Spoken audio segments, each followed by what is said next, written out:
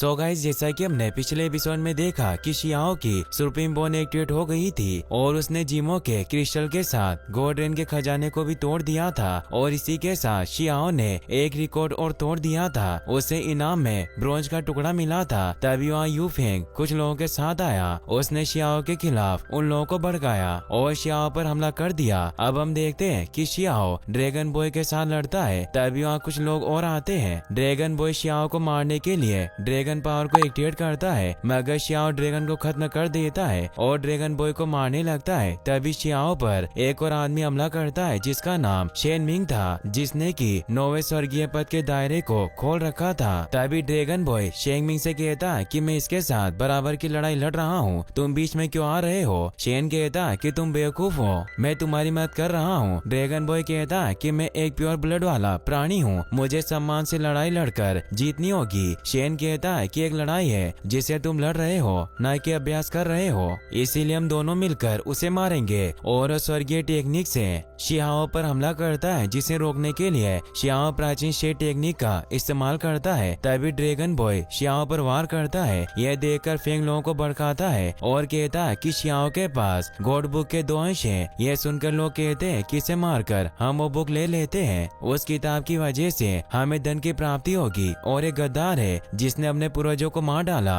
और यू कबीले की पवित्र भूमि को भी तबाह कर दिया। सभी मिलकर शियाओ पर हमला करने लगते हैं। शियाओ ड्रैगन बॉय से लड़ते हुए मर्ज गोल्डन ईगल को एक्टिवेट करके हमला करता है, जिससे कि ड्रैगन बॉय काफी दूर जाकर गिरता है, मगर वो शियाओ पर हमला करता है और इस बार शियाओ दूर जाकर गिरता है। तभी शियाओ पर शेन हमला करके कहता है कि गॉड बुक को मुझे दे दो, मैं तुम्हें जिंदा जाने दूंगा। शियाओ से देने से मना करता है तो शियाओ को मारने लगता है, मगर शियाओ से रोक लेता है और बिजली पावर से उसे जोर से मारता है और मर्ज गोल्डन ईगल पावर का इस्तेमाल करके ड्रैगन बॉय पर हमला करता है। ड्रैगन बॉय ईगल को रोकने के लिए ड्रैगन ट्रिक से ड्रैगन बन जाता है और ईगल के हमले को खत्म कर देता है। तभी शियाओ अपना 10वां स्वर्गीय पद खोलने की कोशिश करता है, जिसे देखकर सभी लोग डरने लगते हैं और पीछे होते हैं। तभी यू फेंग कहता है कि वो बस अपना 10वां पद खोलना चाहता है, मगर हमें उसे रोकना होगा। तभी शेन और ड्रैगन बॉय अपनी एनिमल सोल पावर से शियाओ पर वार करते हैं। शियाओ दोनों के वार को रोककर रखता है और अपना 10वां स्वर्गीय पद खोलने की कोशिश करता है। यह देखकर फेंग शेन से कहता है कि तुम उसे और पावर मत दो, तो शेन बताता है कि हमारी बॉडी से पावर खींच रहा है, हम उसे रोक नहीं सकते। फेंग सभी लोगों से कहता है कि तुम किसका इंतजार कर रहे हो, अगर उसने 10वां पद खोल लिया तो हम सबको मार देगा। सभी मिलकर शियाओ पर हमला करते हैं। इस वजह से शियाओ दूर जाकर गिरता है और अपने स्वर्गीय पद के रास्ते को नहीं खोल पाता। तभी फेंग अपने साथियों के साथ आगे बढ़ता है। शियाओ सभी से कहता है कि जो भी आगे आएगा वो मरेगा, क्योंकि शियाओ ने पवेलियन के अंदर राशि गोल्डन विंग ट्रिक सीखी थी और वो उन विंग की मदद से वहाँ से भागने लगता है। फेंग सभी से कहता है कि शियाओ व्हाइट गॉड रियस्म में नहीं जाना चाहिए और उसका पीछा करने लगता है। वहीं लिंगर आसमान में शियाओ को उड़ता देख उसके पीछे जाने लगती है। वहीं प्राचीन पर्वत वन में यू लीडर और फेंग अपने साथियों के साथ शियाओ को ढूंढते हैं। एक आदमी कहता है कि वो काफी तेज दौड़ता है पर पल भर में गायब हो गया। तो यू लीडर कहता है कि वो लड़ते हुए थक गया था, ज्यादा दूर नहीं दौड़ पाएगा और कई लोग उसे ढूंढ रहे हैं, वो जल्दी पकड़ा जाएगा।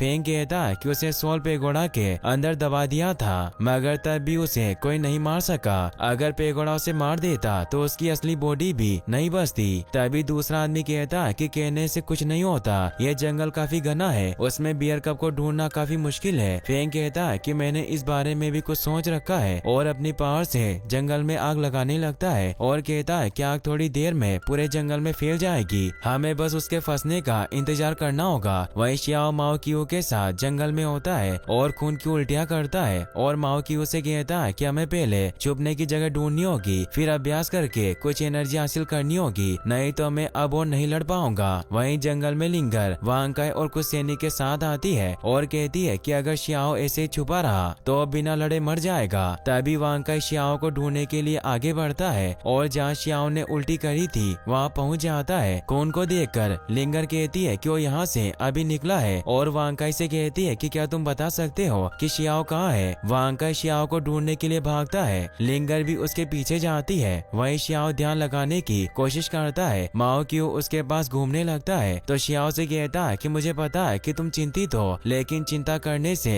कोई फायदा नहीं है। अगर मैं स्वर्गीय पद का 10वां रास्ता नहीं खोल पाया तो हम नहीं बच सकते और मेरी चोट भी काफी गंभीर है, इसीलिए मैं और नहीं लड़ सकता। और फिर से 10वें पद को खोलने की कोशिश करता है, मगर शियाओ ऐसा नहीं कर पाता। माओ क्यू आग को देखकर काफी घबराता है। शियाओ माओ क्यू से कहता है कि मेरे पास अब और कोई रास्ता नहीं है और बेहोश हो जाता है। माओ क्यू से जगाने की कोशिश करता है, मगर उसे होश नहीं आता। तभी माओ क्यू दौड़कर मदद लेने जाता है, जहाँ उसे लिंगर दिखाई देती है। लिंगर माओ क्यू को देखकर उसके पीछे आती है। वो देखती है कि शियाओ बेहोश है, इसीलिए उसे होश में लाने के लिए अपने पास से कुछ दवाइयाँ निकालती है और शियाओ को ठीक करने की कोशिश करती है, मगर उसे होश नहीं आता। लिंगर रोने लगती है और शियाओ को गले लगाकर कहती है कि तुम्हें और पवेलियन को बचाने के लिए मैंने पिता से मदद करने के लिए एक वादा किया था कि मैं आधे साल तक कोई भी लापरवाही का काम नहीं करूंगी, लेकिन जब मुझे पता चला कि तुम्हारी जान खतरे में है तो मैंने अपना वादा तोड़ दिया और चुपके से तुम्हारे पास आ गई। इस बात से मेरे पिता काफी गुस्सा है, मगर मैंने तुम्हें यहाँ आने से मना किया था। तभी शियाओ को होश आने लगता है और सोचता है कि लिंगर मेरे लिए कितना कुछ करती है। तभी फेंग और उसके साथी देखते हैं कि पहाड़ी पर किसी ने सेफ्टी शील्ड एक्टिवेट कर रखी है, इसका मतलब वहाँ जरूर कोई छिपा है। तभी लिंगर अपने सैनिकों के साथ जादुई कालीन से ऊपर उठती है। उसे देख फेंग कहता है कि तुम मेरे साथ पढ़ती थी, इसीलिए तुम यहाँ से चली जाओ, मैं तुमसे लड़ना नहीं चाहता।